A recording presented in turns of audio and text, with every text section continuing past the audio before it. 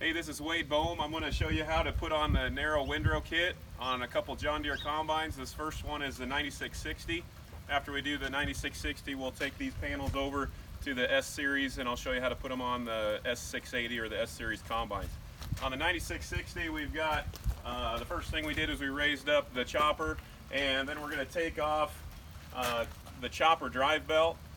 That way we know that it's not going to get tangled up in anything else. So to take the drive belt off, we've released the tension on that, and we're actually going to take off the next V-belt inside of that.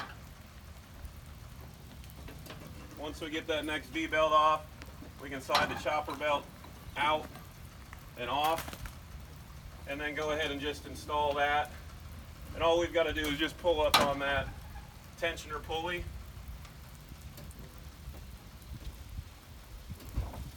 And that belt is back installed on that combine. You can leave that chopper belt off to the side. On this side of the combine, you see that one of the deflector panels on the 9660 is going to be bolted here with a 1/2-inch bolt.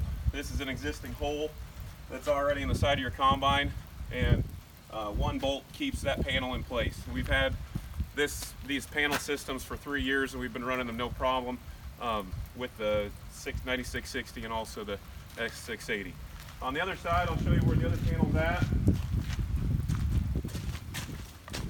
We do have a left and right panel. So the right panel, obviously funneling the material into the center from this right side. Same 1/2-inch bolt, same existing hole.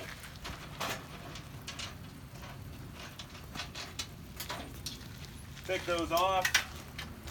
We'll take that 1/2-inch bolt off. I'll grab the other panel, and then we'll walk over to the S combine.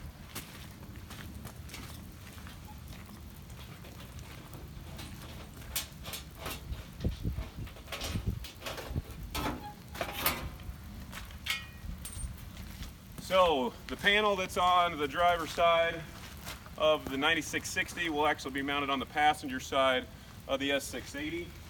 That's because a lot of the material on the S series combine is mostly coming from above. So we're actually going to funnel it in from the top, and that's how we'll allow that material to get funneled into the side, into the center. So on the S series combine, we actually use an existing hole. After we slid the chopper back, there's a slotted hole right here that we're actually going to use a smaller hole on the panel, and we'll slide this in place.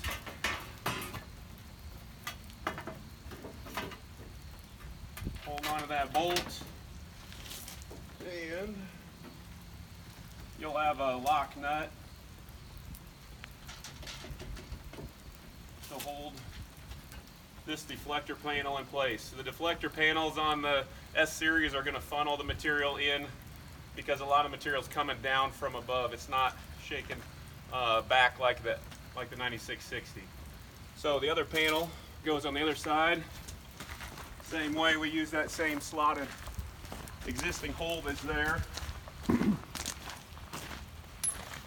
And these notches that are on the back side of the panel are actually fitting and supporting the back of these deflector panels.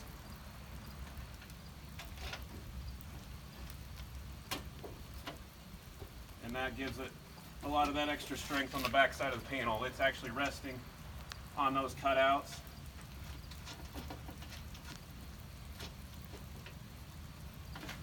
And that's how you get the funneling action on the S series.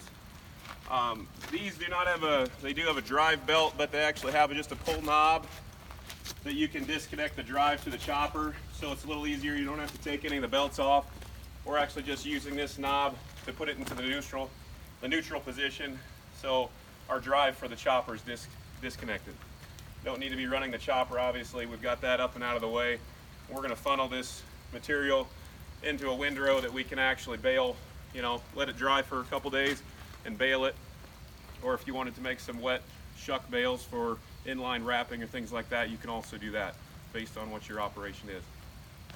If you have any questions, let me know or post to my personal message, and look forward to seeing them used on your combine. Thank you.